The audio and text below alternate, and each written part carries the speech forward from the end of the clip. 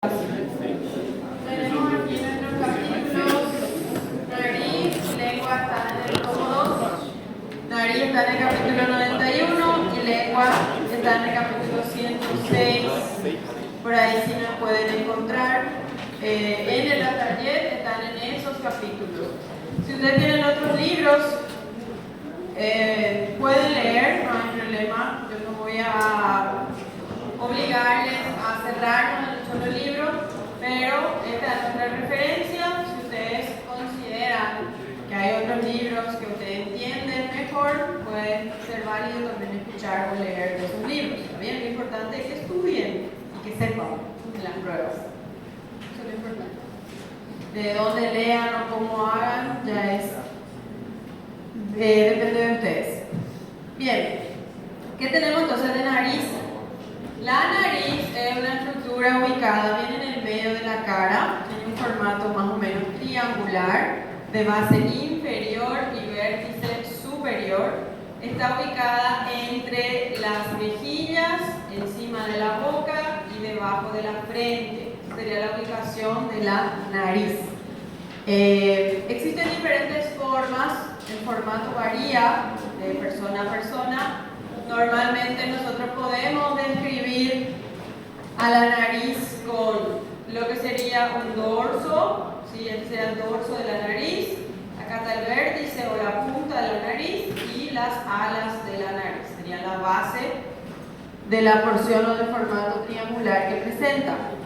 Las diferentes formas de nariz pueden deberse al formato que tiene el dorso de la nariz y eso repercute en la ubicación del vértice. Aquí tenemos, por ejemplo, nariz con dorso cóncavo. La nariz que tiene el dorso cóncavo tiende a presentar la punta para arriba, ¿verdad? Según el formato que aparece. La nariz con dorso recto, normalmente las puntas suelen estar al frente, y cuando tenemos un dorso más convexo, la punta de la nariz tiende a orientarse para abajo.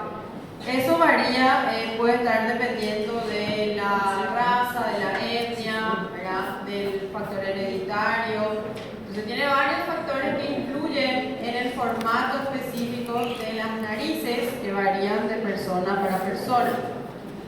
Básicamente, la constitución anatómica de la nariz está estructurada por un esqueleto. Ese esqueleto de la nariz tiene un componente óseo y componente cartilaginoso. Existen algunas estructuras óseas que sí van a constituir la nariz, como por ejemplo los huesos de la nariz, que son los dos huesos nasales que veíamos en cara. También el hueso maxilar va a contribuir a la constitución ósea de la nariz. También vamos a encontrar cartílagos que van a ser propios, que van a dar formato a la nariz. Tenemos un componente muscular, son los músculos que movilizan la piel o dilatan las narinas, que también ya lo habíamos visto en músculos de cara. Tenemos un revestimiento externo, el revestimiento externo es netamente cutáneo. Toda la piel, toda la nariz está cubierta por una capa de piel, ¿verdad? Que tiene sus características. Y el revestimiento interno es mucoso, ¿verdad? Todo lo que es la parte interna tiene mucosa como constitución. En cuanto al esqueleto, tenemos componente óseo, son los huesos nasales, y tenemos también la apófisis frontal del hueso maxilar y el hueso maxilar en sí, con algunas constituciones como la espina nasal y el borde anterior, son los que constituyen parte, ¿verdad?, ósea de la nariz. Ahí tenemos un formato triangular que se ve en las estructuras óseas de la nariz, formada por la apófisis frontal del hueso maxilar, el proceso alveolar y la espina nasal, y arriba tenemos los huesos nasales articulados que constituyen las estructuras óseas básicamente de la nariz. En cuanto al componente cartilaginoso, ahí se ve el formato de la nariz, está dada justamente por los cartílagos de la nariz. Tenemos cartílagos laterales, que son más o menos en forma triangular, uno a la derecha, uno a la izquierda, que se articulan con los huesos nasales. Y hacia el vértice de la nariz encontramos otro par de cartílagos, se le llaman cartílagos alares mayores, que son los que le van a dar formato al alveolo A los lados, de forma más periférica, encontramos cartílago alares menores o accesorios que se le llaman, que complementan el formato del vértice o de la punta de la nariz. Esto está todo rellenado por tejido adiposo, que le da un formato a las alas de la nariz, y eso sería la constitución esquelética de la nariz, ¿verdad? Tenemos huesos y la mayor parte del cartílago que se encuentra en esas disposiciones para poder considerar. Esta es la imagen del libro, vista anterior, se ven los cartílagos laterales, se ven los cartílagos alares mayores, por aquí se ven los cartílagos alares menores, y en línea media se puede ver el borde del cartílago del septo nasal, que vemos mejor en la pared medial. Entonces ahí tenemos los constituyentes del esqueleto de la nariz. ¿Cuáles son los músculos de la nariz? Transverso do nariz. Transverso de la nariz, o el músculo transversal de la nariz. Él está unido a los cartílagos justamente laterales de la nariz. Tenemos también el músculo alar, que está ubicado bien a nivel de las alas de la nariz. Y tenemos el músculo depresor del septo nasal. En la parte superior, el prócer se puede considerar también músculo de la nariz, porque una de las contribuye a producir arrugas en la piel del dorso de la nariz. Entonces son esas las estructuras musculares que dilatan o cierran las narinas o producen arrugas en los dorsos de la nariz, ¿verdad? ¿Cómo están inervados esos músculos de la nariz? Nervio facial, que era la inervación motora.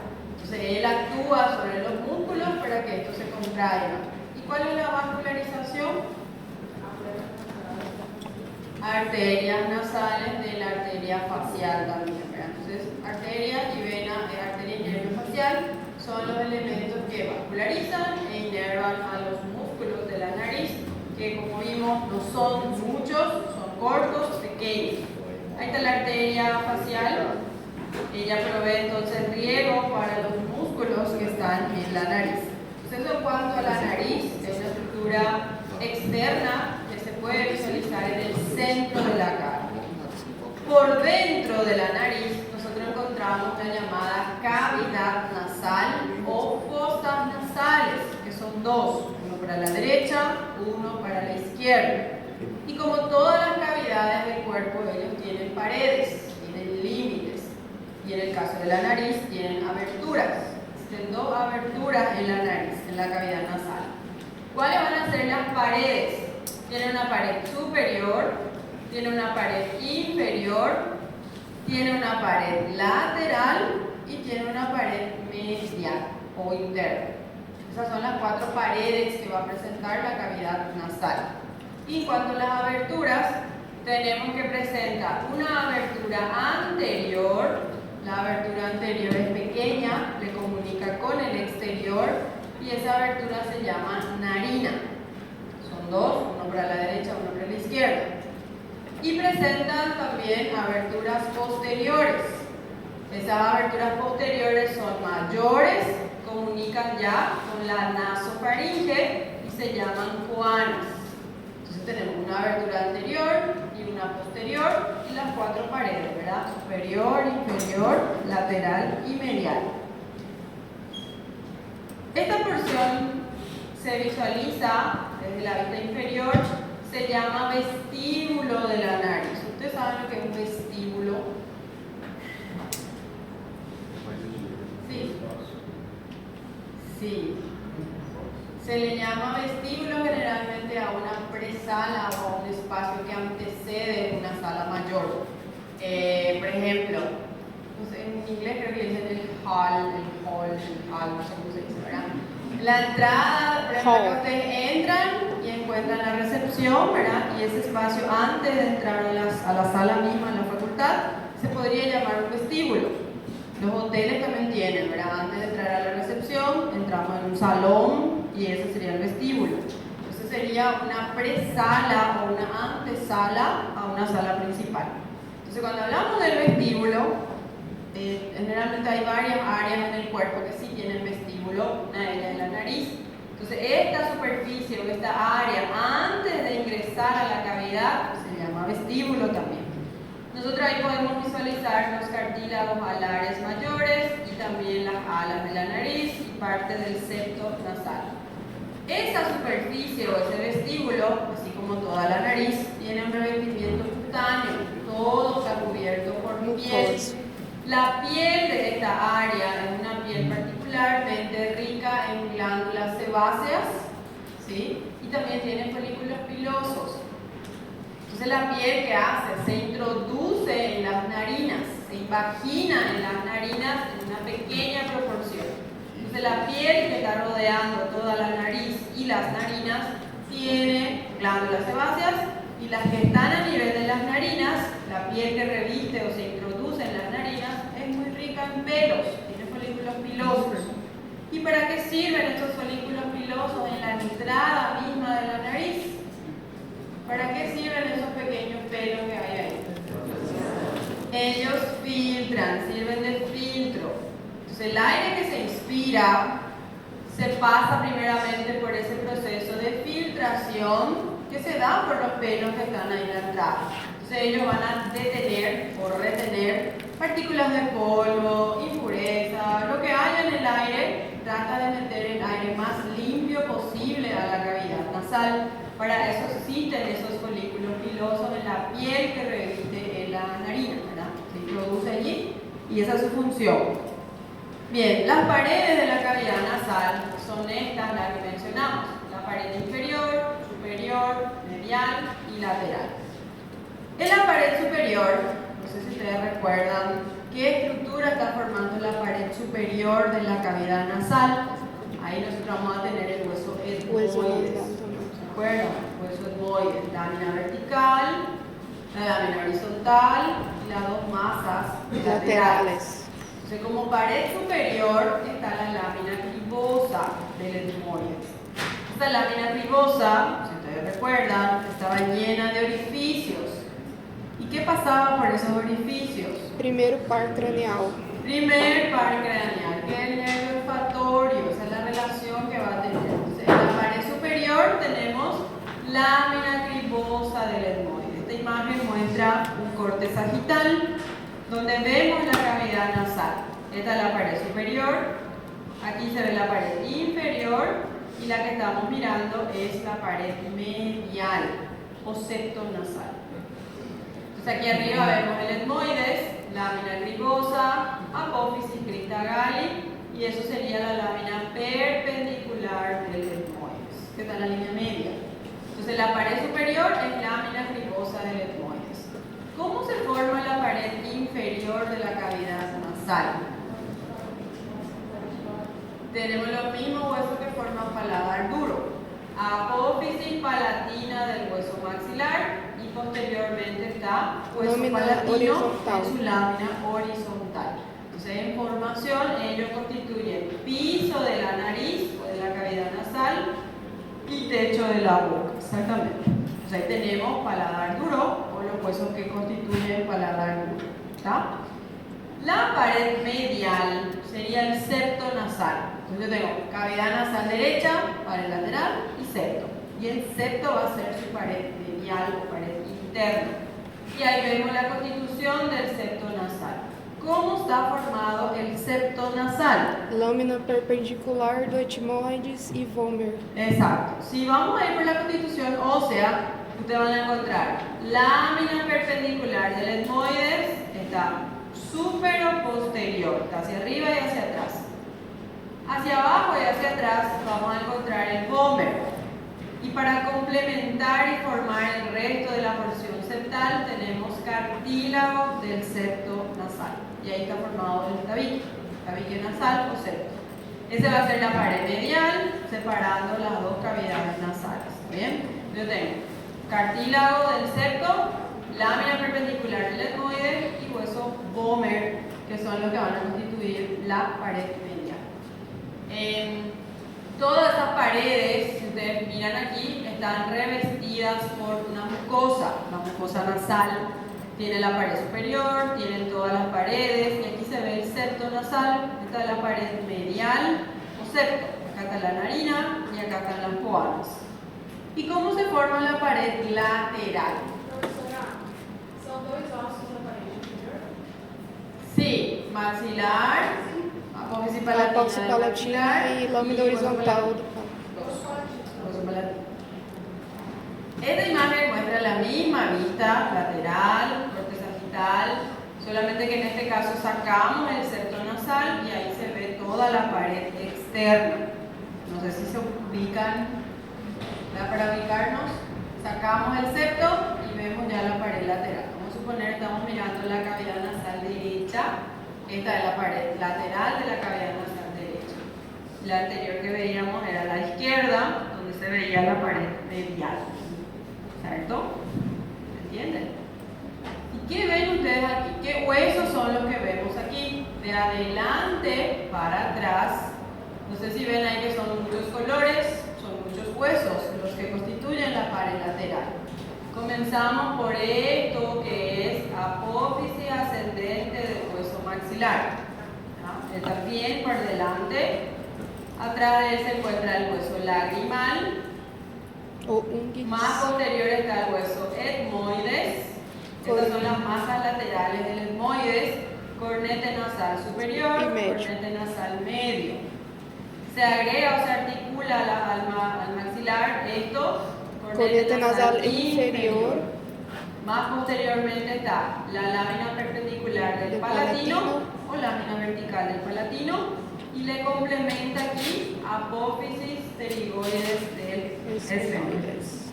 Entonces son varias estructuras, varios huesos que van a constituir la pared lateral. ¿Sí? Maxilar, lagrimal, etmoides, palatino, esfenoides y cornete nasal inferior. Estos son los cornetes nasales que están ahí, superior y medio del etmoides y el inferior que es un hueso de la cara independiente. No está, él no proviene de ningún hueso, él es un hueso totalmente independiente. Sí está articulado al maxilar, pero él no es dependiente como son los cornetes superior y medio. ¿Está bien? Que vienen del hueso etmoides.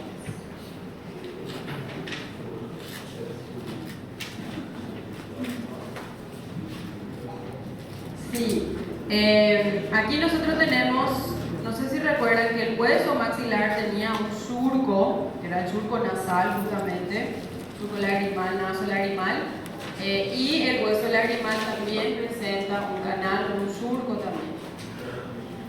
Sí, entonces ellos ahí cuando se unen forman el conducto naso lagrimal que tiene que llegar hasta abrirse más o menos a este nivel. ¿Ya? En el meato nasal inferior se abre nuestro conducto nasolagrimal.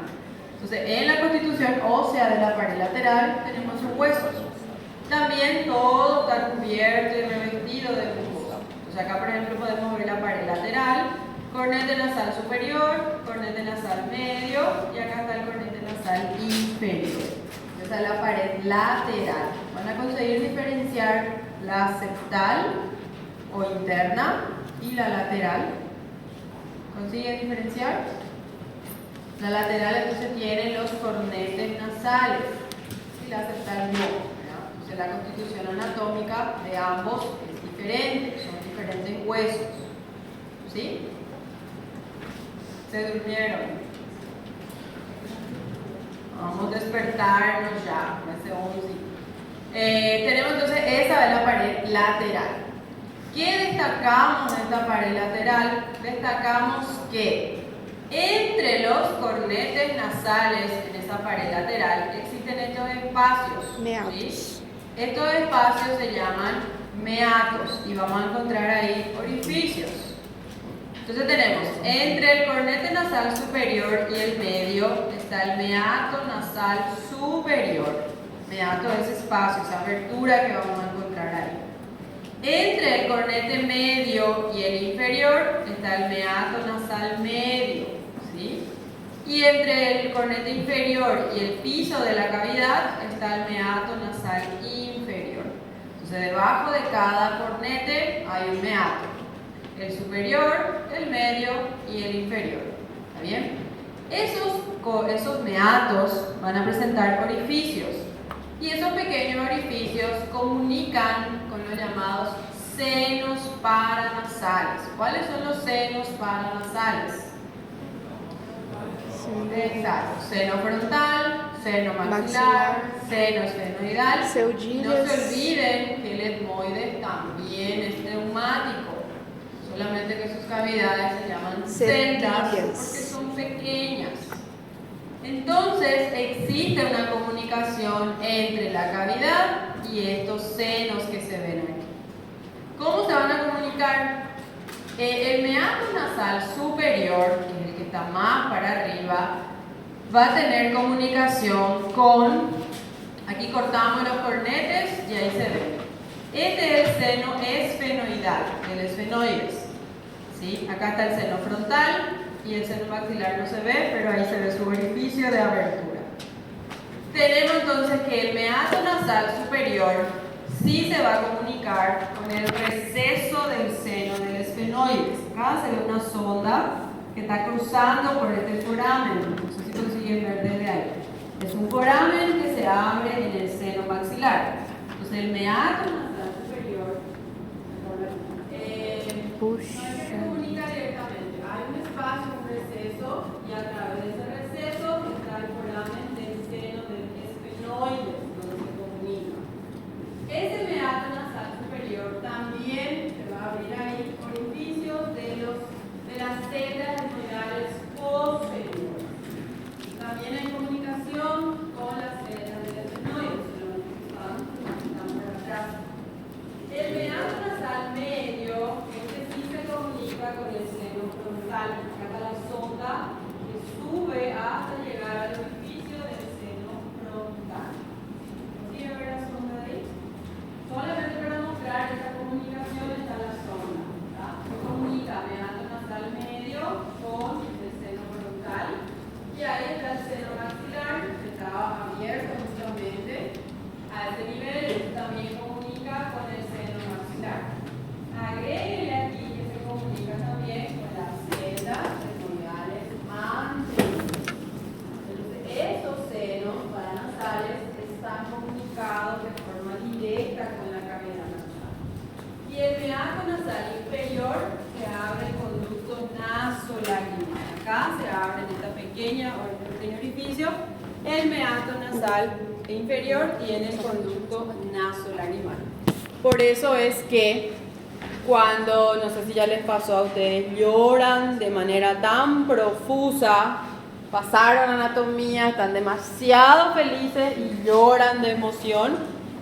Cuando lloramos de esa forma, no sale solamente lágrimas por los ojos, sale también lágrima por la nariz. Eso es lo que sale por la nariz, que tiene un gusto más salado, que parece agua, no es moco nasal, es lágrima. Y sale por este conducto, que es el conducto nasolagrimal. ¿Sí? Entonces no es secreción nasal, no es moco nasal, es lágrima lo que está saliendo. Es incoloro, transparente, salado, misma característica por ser lágrimas. O meato médio, você falou que está conectado com o seno maxilar. A única coisa que não deixa esse buraco seria a mucosa, né? Sí, en realidad una abertura no mencioné ninguna válvula ni nada, una abertura directa que hay. Tem um orifício ali na frente. Sí, hay un orificio. ¿Sí? Está todo cubierto de mucosa, pero mismo así existe un orificio de comunicación. Entonces tenemos los meatos. ¿Está bien?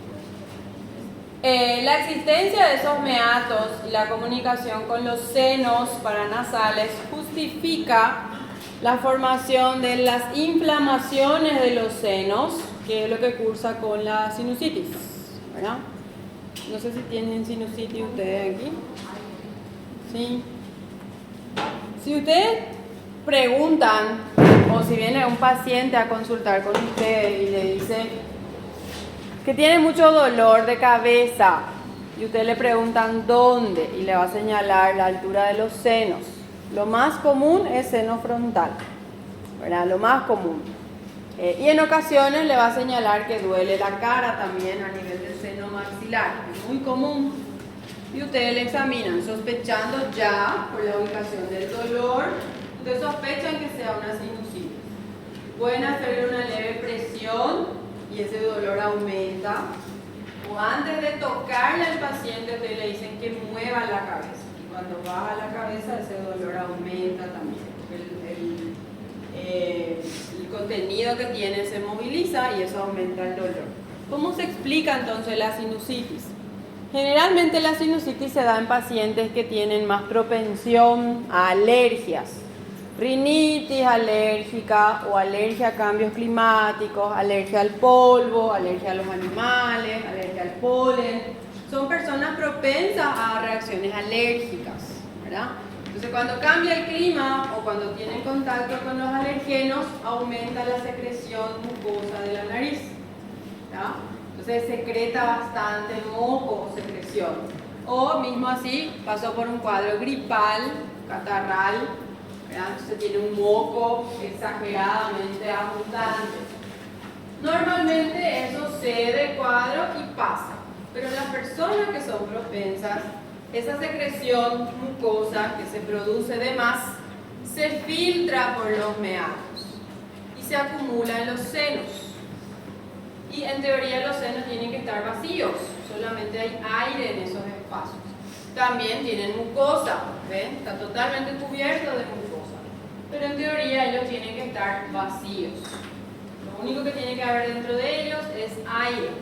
Entonces, cuando la secreción se acumula en estos espacios, el cuerpo reacciona como un cuerpo extraño, o sea, reconoce como un cuerpo extraño, cosa que no debe estar ahí, y desencadena una reacción inflamatoria.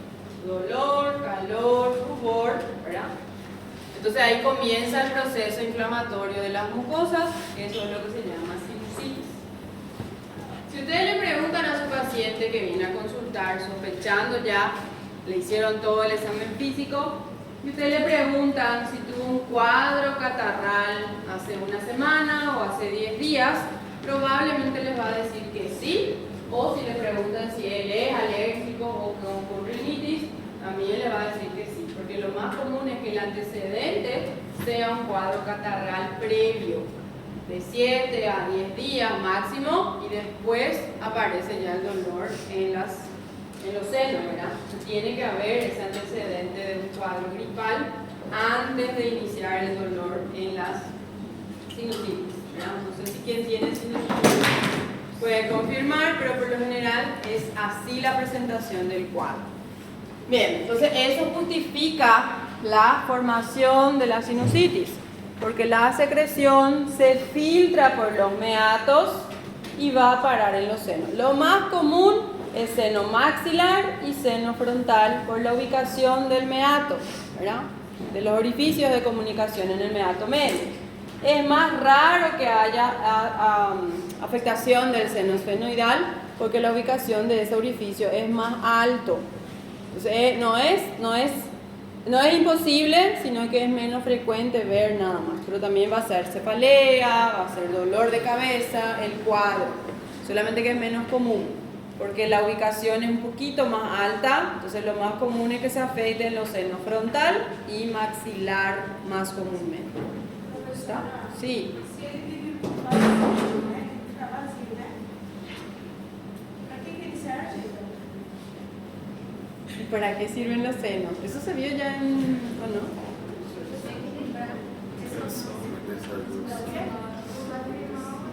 O seno, ele serve para receber ressonância sonora e amenizar. Tienen en realidad funciones Y para así dejar muy cabeza más específicas, leve, ¿no? mínimas específicas. ¿Está? Ahora, ustedes quieren confirmar su sospecha diagnóstica, le hacen una radiografía.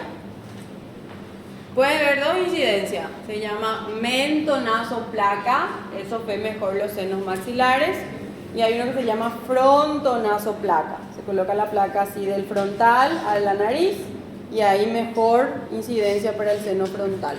Y la mentonasoplaca es para los maxilares, ¿verdad? Entonces, diferentes incidencias mejoran la visualización de los senos. Esse é uma menta. Isso seria o que a tomografia? Esas son las radiografías, las incidencias que ustedes pueden pedir. Ustedes van a escribir ahí, solicito radiografía en incidencia mentonasoplaca, si duele el seno maxilar, o frontonasoplaca, si duele la el seno frontal. Ustedes piden la placa y ponen ahí, inclusive pueden colocar impresión diagnóstica, sinusitis, ¿verdad?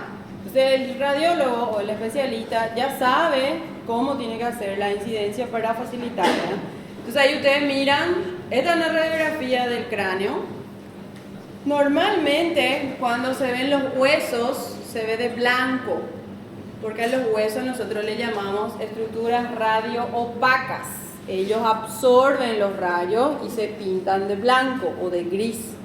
Y cuando son radiolúcidos, normalmente cuando hay aire, se pintan de negro, porque los rayos pasan, atraviesan y no se quedan. Entonces diferente incidencia nos da. Entonces todo lo que está de blanco es hueso y todo lo que está de negro es aire. Si nosotros miramos una radiografía, ahí se ve la boca, ¿verdad? Aquí se ve la cavidad orbitaria y acá se ve el seno frontal.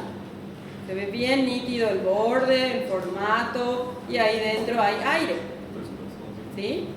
Y acá se ve el seno maxilar. También se ve todo el borde, la orilla, bien, y dentro hay aire. Está vacío. Es una radiografía normal.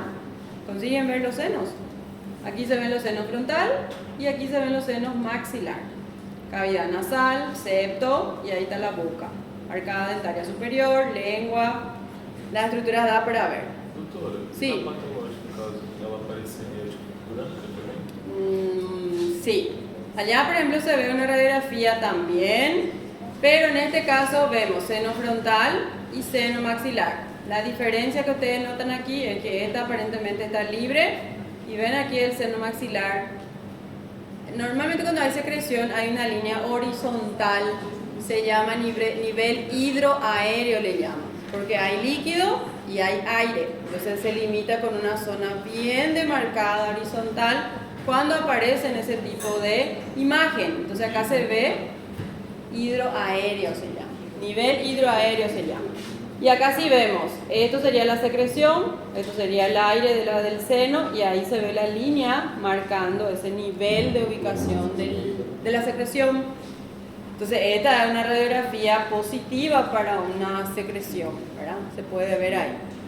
En ocasiones ustedes también pueden ver una radiografía, desaparece el seno porque está lleno de secreción. Se dice que el seno está velado, le dicen, ¿verdad? ¿Por qué? Porque no hay ningún espacio con aire, está completamente ocupado por secreción. Aquí desapareció el seno, se ve solamente una superficie gris, que eso sería la secreción que está adentro, y acá también se ve una pequeña cantidad en nivel hidroaéreo, ¿sí? Entonces da para ver esa secreción en una radiografía, ustedes pueden buscar eso y confirman allí la sinusitis para tratarla a su paciente. Pero la mayoría de las veces es clínica, como el paciente se presenta y lo que él va a contar, eso ya muchas veces ayuda a confirmar diagnóstico. Ustedes si solamente para ver pueden pedir estas placas y confirman allí su diagnóstico.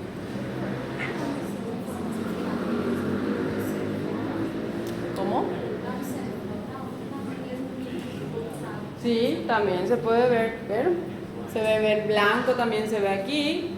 Não, em cima, lá na pontinha. ¿Dónde? Do outro lado, é igual o coração do certo, do outro lado, tá no outro nível. Este, Não, em cima. Na voltinha desse. pero este es el seno frontal. E ele também, mas o que tá no mesmo nível dos dois. Uma pessoa que foi, né? No, probablemente sea una mala placa nomás. Se hizo mal o no salió bien, pero aquí sí se ve también una pequeña área velada del frontal. Así también se puede ver. ¿Sí? Entonces esas son características de los senos paranasales. De repente la importancia de ellos es más clínica, porque sí se pueden presentar en estos casos, es muy común, sobre todo cuando hay estos cambios de clima, hace frío, hace calor, hay un viento, hay lluvia, suele ser más común ver esos casos. ¿Cómo se da la vascularización de la mucosa? Bien, esa mucosa de la nariz está muy bien vascularizada. Ella recibe 3 arterias grandes para su irrigación. Por la parte superior le llegan las arterias etmoidales, son ramas de la arteria oftálmica. Le llegan desde arriba, por la pared superior. Acuérdense, el etmoides son las arterias etmoidales, ¿sí? Por la parte posterior y laterales le llegan las arterias esfenopalatina. La esfenopalatina es rama de la maxilar que va a provenir para poder darle esa vascularización.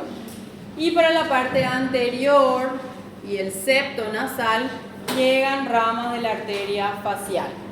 Entonces, por arriba, por la bóveda, le llega la arteria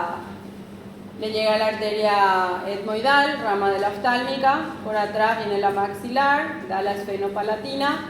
Para la pared lateral y posteriores. Y para el septo va la arteria facial, ramas de la arteria facial.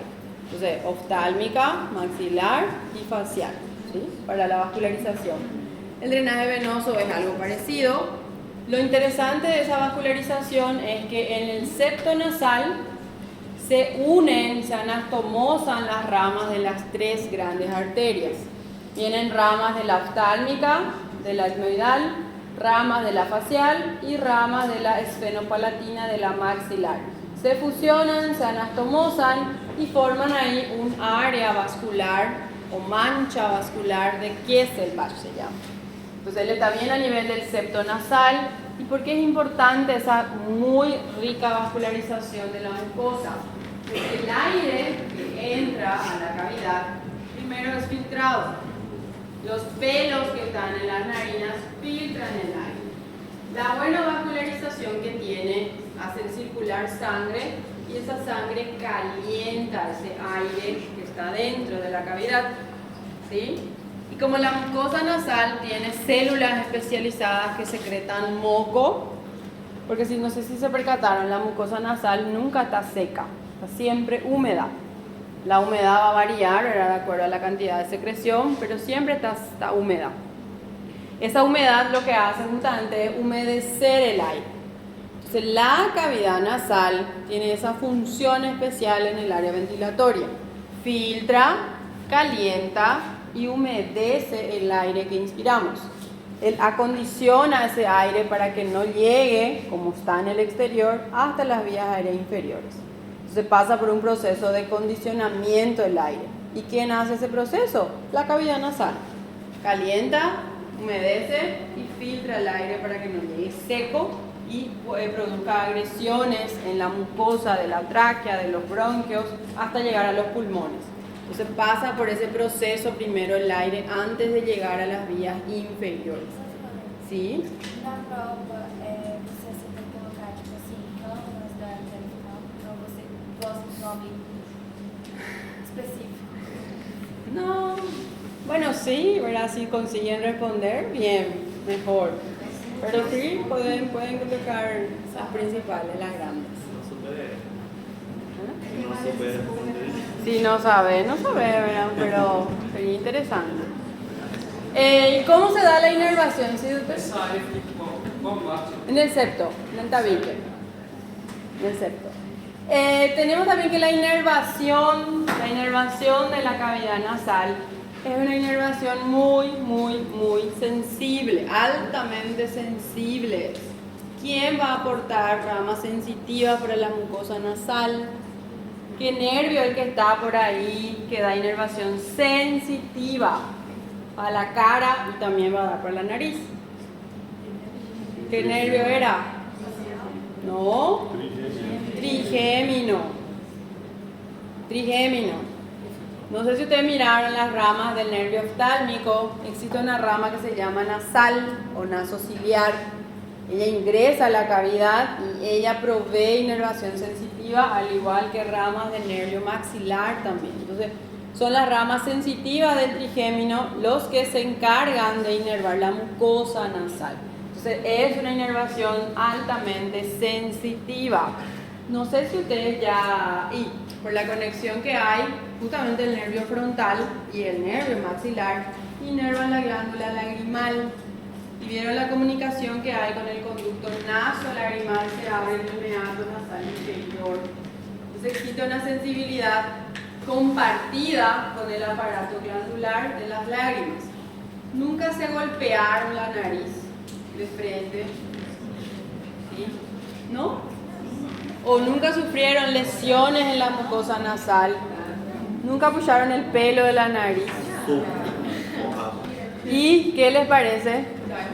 Súper doloroso es. Y suele producir lagrimeo. Comienzan a lagrimear, lesionan la mucosa nasal o tienen un golpe frontal de la nariz o dan un puxado en los pelos, comienzan a lagrimear inmediatamente porque la sensibilidad de la mucosa es muy exagerada.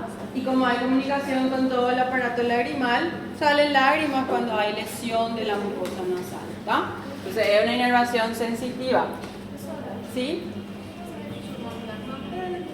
Las ramas sensitivas del oftálmico y del maxilar son las ramas.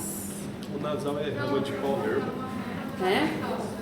Ahí tenemos, ¿verdad? El nervio nasociliar es ramo del nervio oftálmico, ¿sí? Nasociliar se llama el nervio. Del oftálmico es nasociliar. Y del maxilar tenemos ahí el intraorbitario, que también va a proveer inervación sensitiva. Son esas las ramas que le llegan a la nariz. Professora, Sí, o nasal é rama de qual nervo? oftálmico. A do oftalmo. Do primeiro. Esa es la inervación sensitiva. Y por otro lado tenemos la inervación funcional. ¿Cuál es la inervación funcional de la cavidad nasal? El nervio olfatorio es el que le va a proveer función. ¿Cuál es la función de la nariz? Una de ellas es la sensación olfatoria. Entonces ahí tenemos, ¿verdad? Nosotros la doble inervación de la nariz. Una es sensitiva y la otra es funcional o sensorial. Professora, ¿Sí? se o nasal é do oftalmo, né? Do olfatório. Ele passa também lá na lâmina cribosa? No, el nasal es del oftálmico, del trigemio, que entra a la órbita y ahí provee una rama para la nariz. ¿Se acuerdan? O Frontal. olfatório é do maxilar? É uma rama do No, el maxilar? olfatorio es un par craneal 1. Qual o quinto par? Eu tava confundindo. Trigémino. Então, o nasal é do olfatório, que é do trigêmeo. Não. Não, o olfatório é olfatório, né? El nasal es del oftálmico, que es del trigémino. Ele é a terceira? La primera. La primera. Nasociliar y nasal, ¿verdad? Las ramas nasales. Certo. ¿Cuál es entonces la función de la nariz? Fíjense, la nariz tiene una función entonces ventilatoria. Esa acción ventilatoria es la que permite el paso de aire al árbol respiratorio, ¿sí? Y dentro de esa función ventilatoria, él pasa por el condicionamiento del aire en la nariz. Entonces, el aire es calentado, humedecido y purificado en la cavidad nasal. Él prepara ese aire para poder entrar a la vía aérea inferior. Esa va a ser una de las funciones ventilatorias que va a tener en la inspiración la cavidad nasal. Otra acción también ventilatoria es la vocal. ¿Por qué habla de una acción vocal? En la expiración, ustedes vieron que en la laringe las cuerdas vocales vibran, ¿cierto? ¿Vieron la laringe, verdad? Las cuerdas vocales estaban insertadas entre el aritenoides y el cartílago tiroides. Estaban tensas las cuerdas vocales, las verdaderas. Cuando pasa el aire expirado, ellas vibran. Y esa vibración emite el sonido que nosotros llamamos voz, que nos permite comunicarnos. Entonces, ¿cómo actúa la nariz en este sentido? Esa voz que es emitida por la laringe es amplificada por la nariz. Ella actúa como una caja de resonancia amplificando el sonido de la voz. ¿Vieron cómo actúa el micrófono? Nosotros hablamos aquí y este parlante lo que hace es amplificar el sonido, ¿verdad? De esa misma manera actúa la nariz. La voz sale por la laringe, pero se amplifica en la nariz. Entonces ella actúa como una amplificadora de esa voz. Eso explica por qué cuando hay procesos congestivos en la nariz tenemos una voz nasal. Cuando estamos con gripe o cuando estamos con algún resfrío, la mucosa nasal se congestiona, ¿sí? y se obstruye el pasaje del aire y aumenta la secreción de la mucosa. Por eso es lo que dificulta respirar muchas veces cuando estamos con gripe, ¿verdad? Está todo entupido, decimos, ¿verdad? No conseguimos oler ni tampoco respirar bien. ¿O no les pasa eso? ¿Y qué pasa entonces en ese caso? Se congestiona la mucosa, se edematiza, porque está un proceso inflamatorio ahí y aumenta la secreción y eso empeora el pasaje de aire. Entonces cuando sale el aire en la expiración, la voz cambia cuando estamos con procesos congestivos en la nariz. Sale una voz muy nasal. Y ahí fácilmente se identifica a las personas que están con gripe por la forma en cómo hablan, por el tono de la voz, porque se modifica. El timbre de la voz se convierte en una voz más nasal, porque el aire que está pasando al salir, amplificada en la nariz, tiene esa repercusión por la congestión nasal. ¿Se entiende? Más o menos. Eso explica por qué.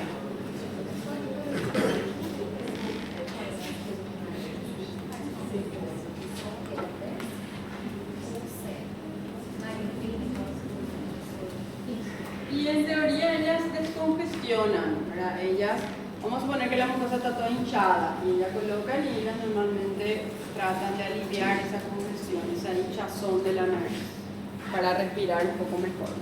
Eso es lo que hacen esos líquidos, ¿verdad? En teoría. Y la última función es la olfatoria, que sí, ella es el órgano de la olfacción, ¿verdad? Entonces por ahí entra el estímulo del aire inspirado, lleva el olor. Ese olor es reconocido por las neuronas que están en la mucosa nasal, se convierten en impulso eléctrico, atraviesan la lámina para el bulbo nasal o el bulbo olfatorio y de ahí van a la corteza ya para que identifiquemos ese olor como olor, ¿verdad? Como cheiro, bueno, malo, familiar, nuevo, desagradable, agradable, en fin, ya nos trae la respuesta en base a ese estímulo. ¿Y qué ocurrió cuando hay anosmia, se llama, cuando hay pérdida de la olfacción? Hay compromiso de las neuronas que están en la nariz que dejan de transmitir ese estímulo. Por eso es que no olemos, ¿verdad? Cuando hay anosmia. ¿Cómo? Y el COVID generalmente se vio realmente que el virus tuvo una repercusión neurológica, ¿verdad? Entonces, una de las explicaciones era que afectaban las neuronas de la mucosa nasal. Por eso aparecía esa hiposmia o anosmia. La gente no tenía olor y por ende no tenía gusto lo que ellos consumían. Entonces ahí hay una ligación funcional. Bien, entonces esa es la función de la cavidad nasal, ¿verdad? Y ahí más o menos se distribuye. En teoría la función olfatoria está en la pared superior. La función ventilatoria habla de las paredes inferior y laterales, ¿verdad? Función canal respiratorio en la parte inferior, la parte superior sensorial o olfatoria y las paredes delgadas y laterales constituyen la zona vocal en teoría, ¿verdad? La resonancia que va a emitir la voz. Entonces dependiendo del área cumplen una función, esas funciones la cavidad nasal. ¿Está bien? Doutora, ¿Sí? durante o Covid, as pessoas perderam o olfato. Qual parte que foi que atingiu? Por que atingiu a origem? Justamente, se comprobó que el virus del COVID tuvo no afectación, sino una preferencia por la parte neurológica. Tuvo en realidad, algunos tuvieron falla en la memoria, otros tuvieron afecciones musculares, motoras. Entonces sí se vio que hubo una afinidad del virus por la parte nerviosa. Y dentro de la nariz, aquí a nivel del bulbo, la parte superior, existen neuronas que captan, neuronas receptoras que captan el olor. Las neuronas forman parte del sistema nervioso y se vieron afectadas por el virus. Entonces, como no, si las neuronas no captan el estímulo olfatorio, no hay olor, no se percibe el olor, no se transmite, se no llega, entonces no olemos.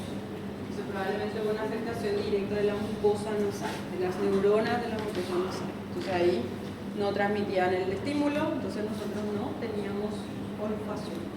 Teníamos sentido. No sé si te explica eso más o menos. ¿Alguna otra pregunta? Doutora, Sim. a senhora conseguirá mostrar ali onde mais ou menos se toca quando a gente está com gripe, então? Y en realidad es todo, toda la mucosa.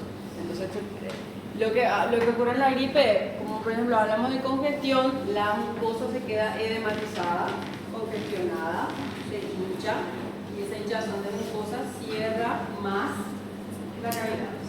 Y cuando hay secreción en exceso también está en la cavidad y se cierra más aún. Por eso se tranca toda la cabeza. Y la mucosa y más la secreción, eso impide que entre aire de forma normal. ¿Está?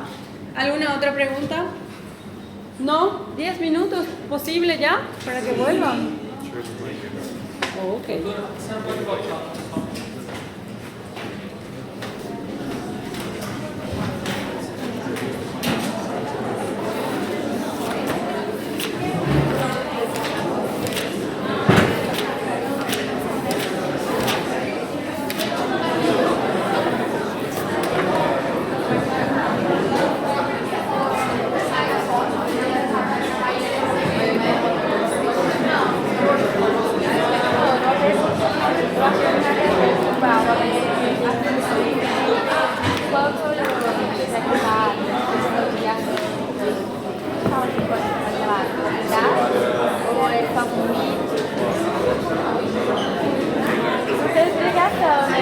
Já ouvi falar que aqui não tem nada a ver com vai lá pra garganta, né?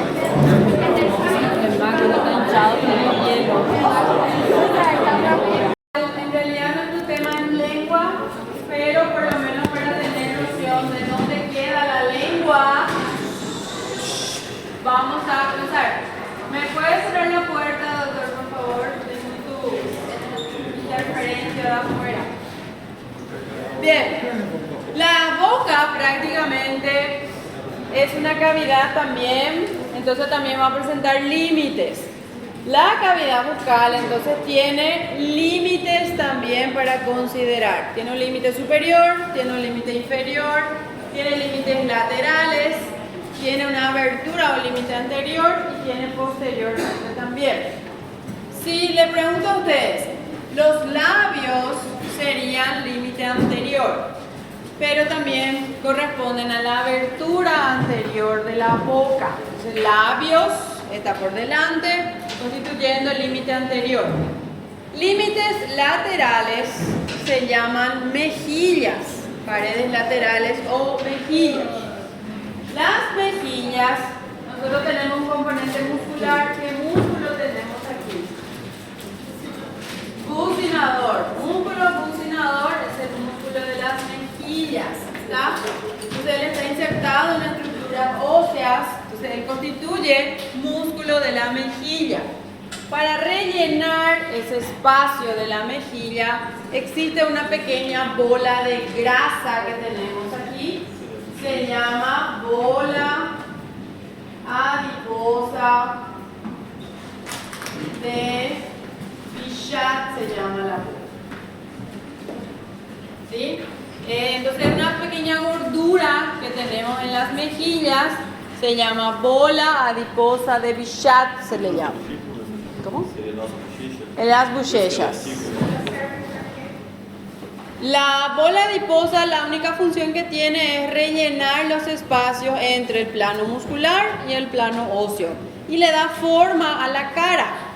Algunas personas tienen de más, tienen unas bochechas bien rellenadas y otras tienen de menos, pero es solamente una bola de grasa que le da forma, le da un aspecto específico a la cara justamente, ¿verdad?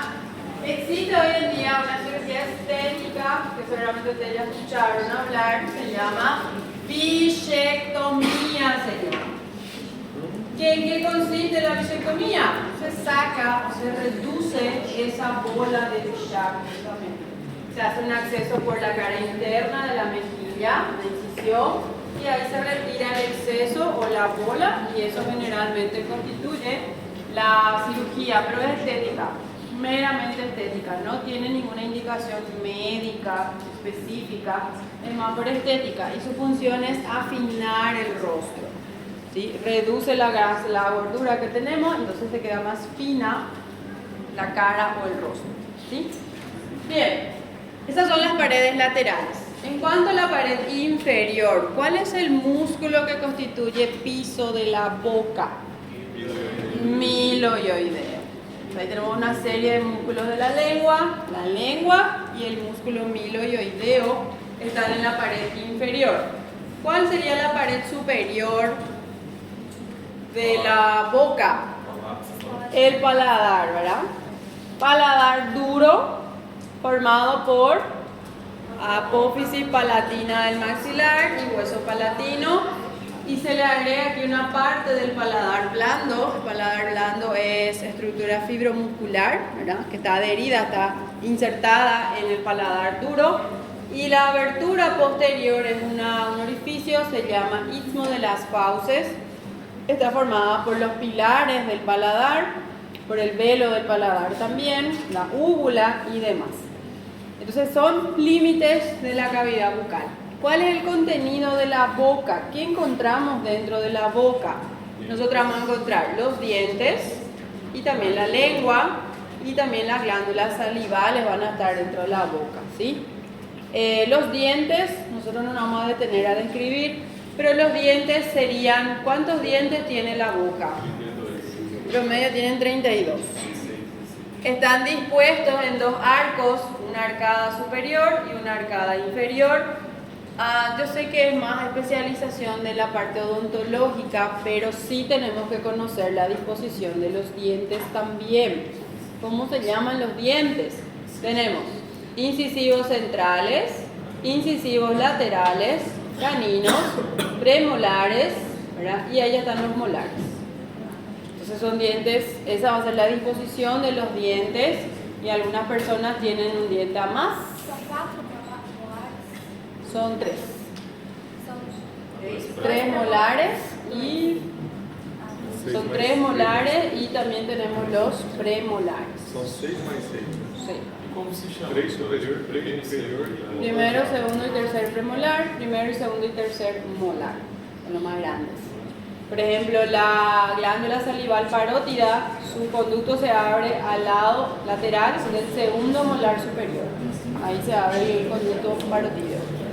Y algunas personas tienen diente a más, ¿verdad? Que a veces es un diente que sale ya tardíamente, sale en promedio entre los 20 a 25 años.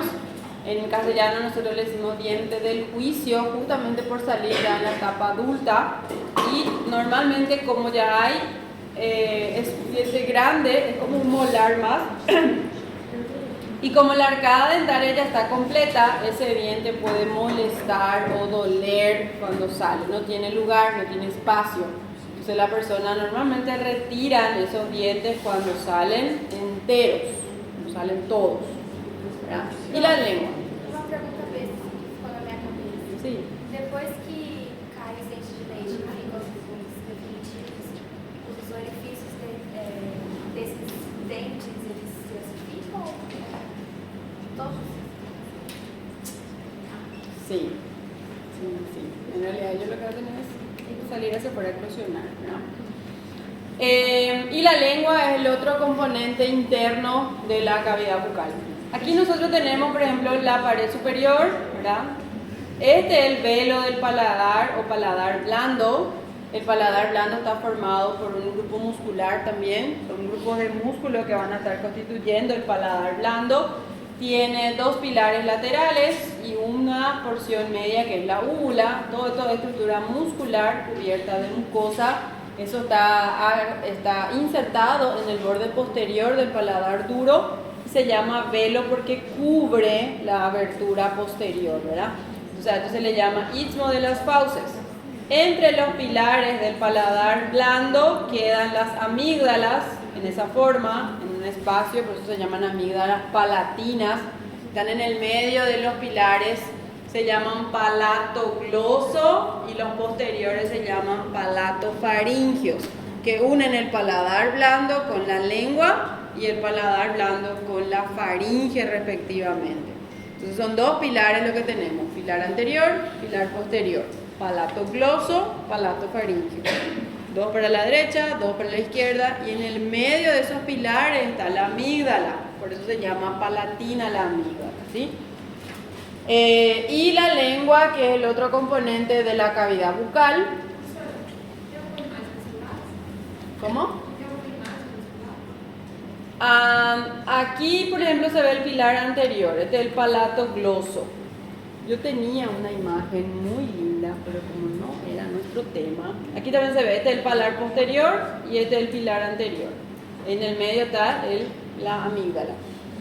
Si al final de la clase les puedo mostrar, tengo otra diapositiva donde aparece el paladar blando, los pilares, bien cerchino para ver.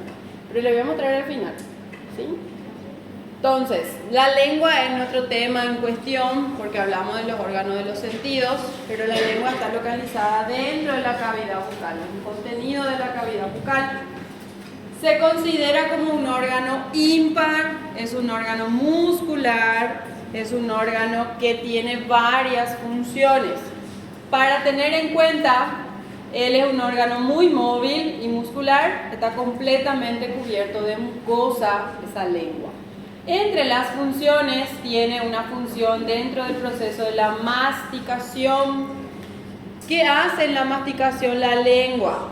Los dientes fragmentan el alimento, ¿verdad? Cortan, fragmentan, desgarran.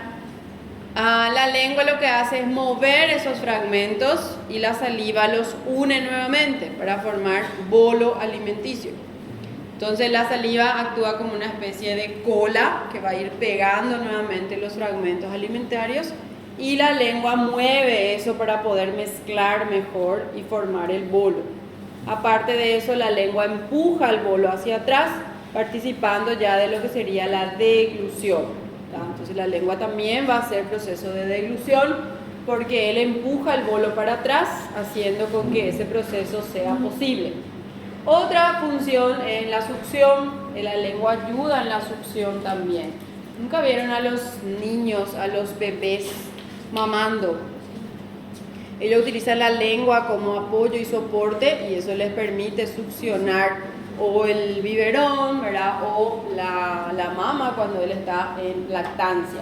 Entonces ahí también sirve para la succión la lengua. La fonación es otra función de la lengua. Nosotros vemos que para poder articular ciertas palabras necesitamos apoyar la lengua o al paladar duro o a los dientes.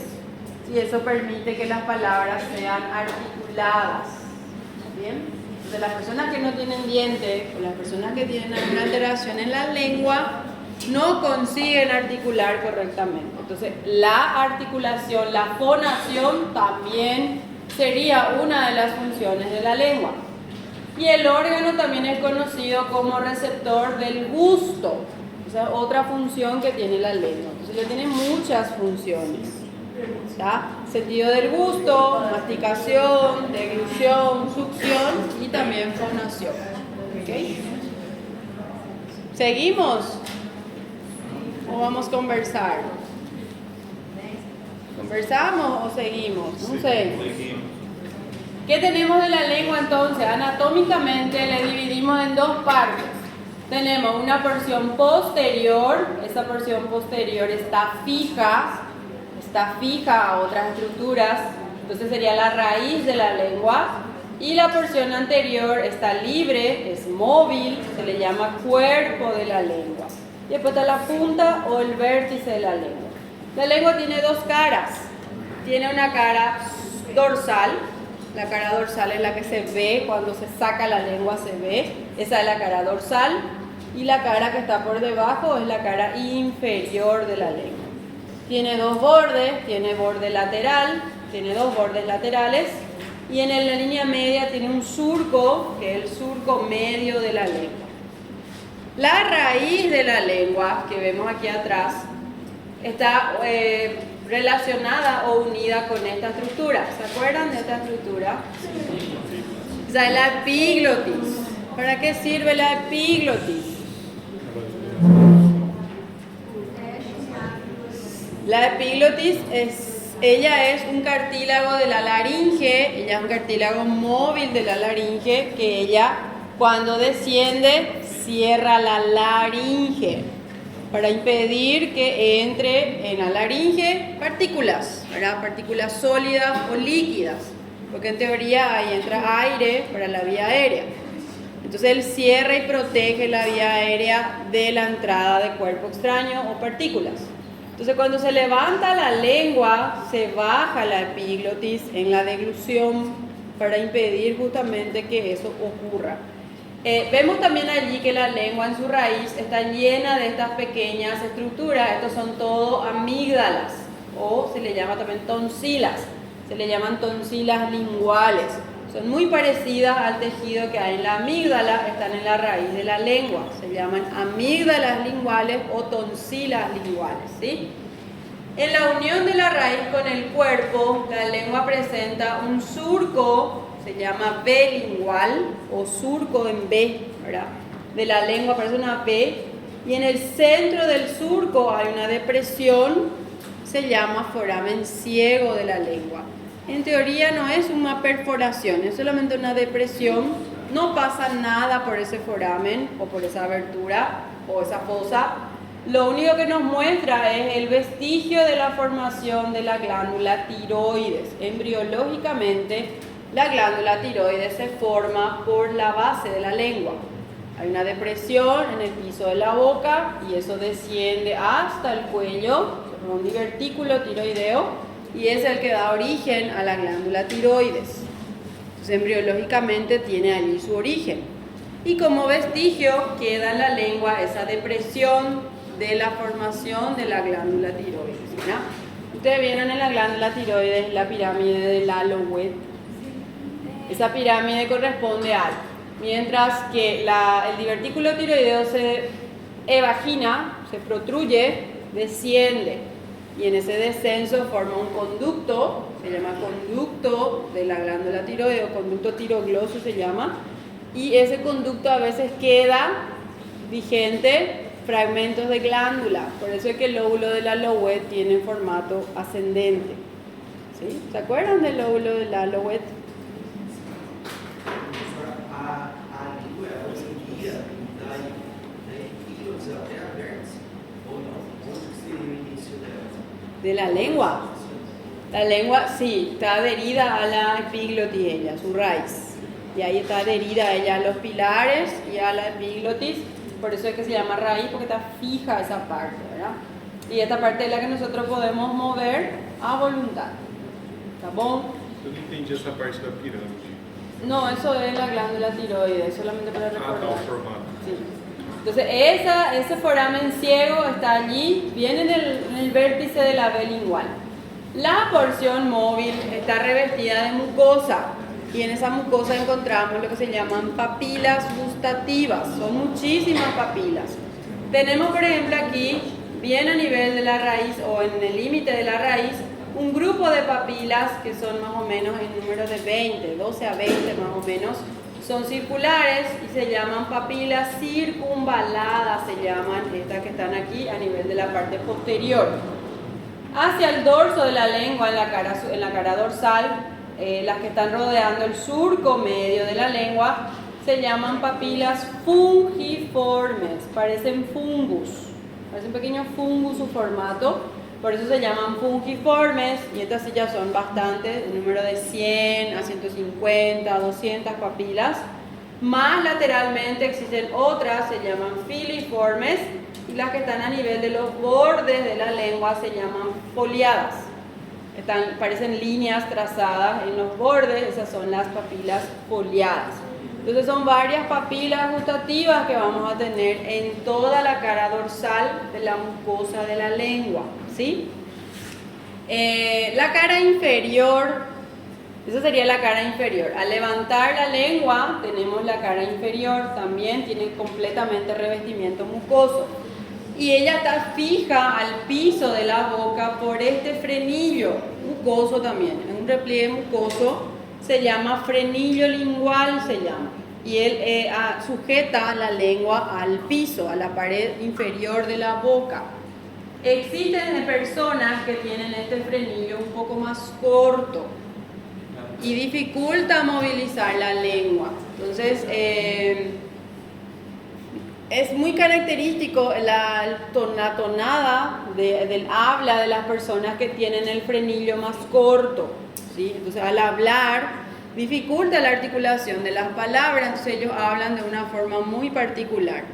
Cuando el frenillo está corto, normalmente se diagnostica temprano y se puede cortar el frenillo. Se corta esto y entonces el niño tiene un desarrollo del habla sin alteraciones o sin dificultad. Se corta el frenillo de la lengua y se puede movilizar sin ningún problema, ¿verdad? Entonces a la cara inferior de la lengua en relación a los músculos de la pared inferior de la boca.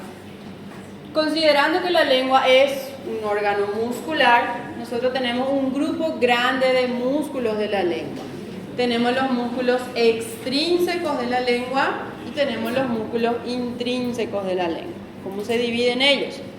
Los extrínsecos son los que fijan la lengua a estructuras que están a su alrededor. Y los intrínsecos son los que están formando el cuerpo de la lengua realmente, ¿sí? Este cuadro nos resume todos esos músculos, ¿tá? Entonces, el músculo hiogloso, geniogloso, estilogloso son músculos extrínsecos. Que si ustedes se fijan en el nombre del músculo, les da a ustedes una idea de dónde se va a fijar. Todo lo que se refiere a lengua se llama gloso, ¿sí? Entonces, si yo le digo a usted músculo hiogloso, ¿dónde se fija el músculo hiogloso? Hueso hioides a lengua. Geniogloso, apófisis geni y lengua. Y estilogloso, apófisis estiloide del temporal a lengua. Entonces, el nombre del músculo ya nos da esa idea de inserción. Estos son los músculos extrínsecos que podemos ver. Acá está el hueso hioides, entonces este es el hiogloso, ¿sí? Aquí está la apófisis geni, estos son los músculos genioglosos. Este es la apófisis estiloide, entonces este es el músculo estilogloso, ¿sí? Los otros son faringogloso, que viene de la faringe, y el otro que se llama palatogloso, que vimos recién formando paladar blando, ¿verdad? Esos son los músculos del palatogloso, del paladar blando a la lengua.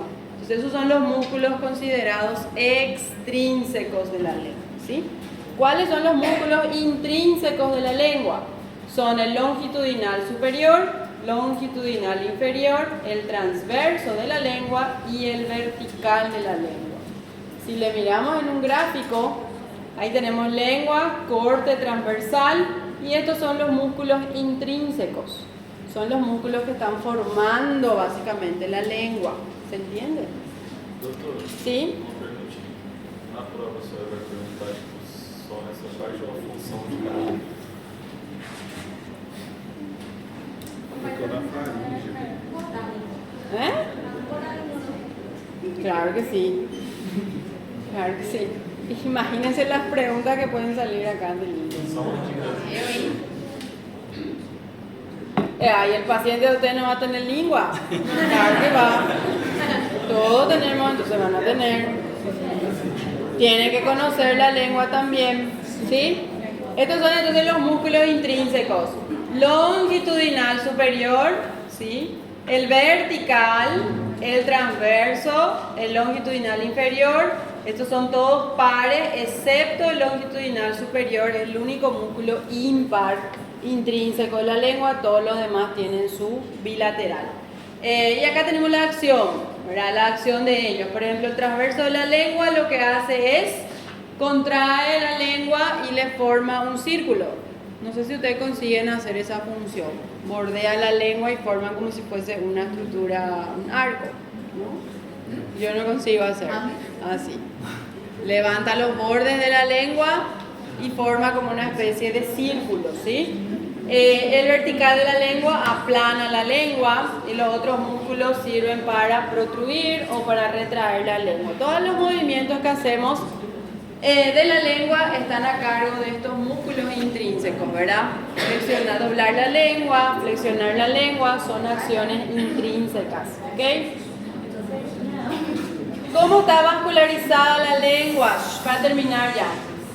La lengua está vascularizada por las arterias llamadas arterias linguales. ¿De dónde provienen las arterias linguales? ¿Rama de quién es la arteria lingual? No. Carótida externa. Carótida externa, ¿se acuerdan? Facial, lingual, auricular posterior, occipital, tiroidea superior, maxilar, temporal superficial. Estas son ramas entonces de la carótida externa, la arteria lingual. Cuando llega a la lengua, ¿qué hace la arteria lingual cuando llega a la lengua? Acá tengo más o menos sus ramas. Los vasos principales entonces son de las arterias linguales. Ella da unas ramas que se llaman ramas linguales dorsales. Esa va para la parte posterior, la raíz de la lengua. La arteria sublingual va para la parte anterior, para la punta de la lengua, ¿verdad? Y la arteria lingual profunda va para la punta. Esta va para la parte anterior y esta para la punta de la lengua. Entonces acá yo tengo las tres ramas. Aquí se ve la arteria carótida externa, esta es la arteria lingual. Entonces esta es la dorsal, esta es la lingual y esta es la lingual profunda para el vértice. El drenaje venoso ocurre por venas homónimas, se llaman venas linguales. ¿Dónde van a parar las venas linguales? ¿Recuerdan el tronco tirolingofaringofacial? Era un afluente de la vena yugular interna. Entonces, la vena lingual forma el tronco común y va a la vena yugular interna, ¿sí? ¿Y cómo se da la inervación de la lengua? Que es una parte muy compleja porque la lengua presenta una inervación sensitiva, una inervación sensorial y una inervación motora. Muchísimos pares craneales llegan a la lengua. Vamos a comenzar por la más fácil, la inervación motora. ¿Quién se encarga de la inervación de los músculos de la lengua? El hipogloso, ¿verdad? Él es un músculo motor y es exclusivo para la lengua. Se llama hipogloso el nervio.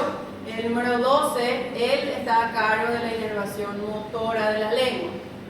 La inervación sensitiva, ¿a qué se refiere inervación sensitiva? Ella está a cargo de las sensaciones generales de la lengua. Presión, tacto, dolor, frío, calor, todo lo que se siente con la lengua está a cargo de la sensitiva. Y ahí se divide la inervación sensitiva. Tenemos 2 tercios anteriores de la lengua y el tercio posterior de la lengua, ¿verdad? Entonces yo tengo nervio lingual. ¿De dónde proviene el nervio lingual? De la rama del mandibular del trigemio. ¿Se acuerdan? Sensitiva. Ella inerva entonces los 2 tercios anteriores de la lengua, están inervados por el lingual, trigemio, ¿sí? El glosofaringio también es sensitivo, inerva el tercio posterior de la lengua, ¿sí? Y el nervio vago, por su rama laringea superior, se encarga de inervar la raíz de la lengua. Entonces cada segmento tiene un nervio específico. Todos ellos están en inervación sensitiva de la lengua. Dolor, calor, frío, temperatura, tacto, presión, lo que nosotros podemos sentir con la lengua, estos son los nervios que van a transmitir esos impulsos, ¿está? Y después tenemos la inervación sensorial. ¿Qué significa la sensorial? Sentido del gusto, la que van a participar de la vía del gusto, ¿cuáles son? Se vuelve otra vez a dividir. 2 tercios anteriores de la lengua, participa aquí el nervio facial. Después las demás son iguales, tercio posterior glosofaringio y la raíz sigue siendo el nervio vago. Entonces la distribución de la inervación de la lengua está entonces en base a los pares craneales que le llegan a ella, ¿verdad? Y son 3 tipos de inervación que tiene la lengua. La motora para los músculos, la sensorial para el gusto y la sensitiva para toda sensibilidad general. ¿Está? ¿Alguna pregunta? No, la prueba va a ir más contenidos. Acá termina lo que es órgano de los sentidos, ¿está bien? Entonces miren un poquito después, raíz, el lengua no es largo en el libro, está muy cortito. Ustedes pueden, pero el lengua en sí es cortito, ustedes pueden ir mirando sus detalles después. O que a senhora ia gostar?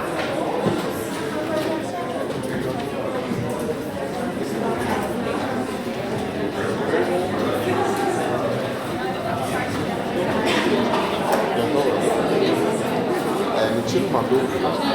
Por que a parte superior da língua ela é nomeada como dorso? Porque assim, eu entendo que dorso é a parte posterior. Eu enxergo assim, uma cara superior, uma cara inferior, dorso, uma cara anterior que é onde se conversa. Aí quando fala dorso da língua, Pode, a Marlene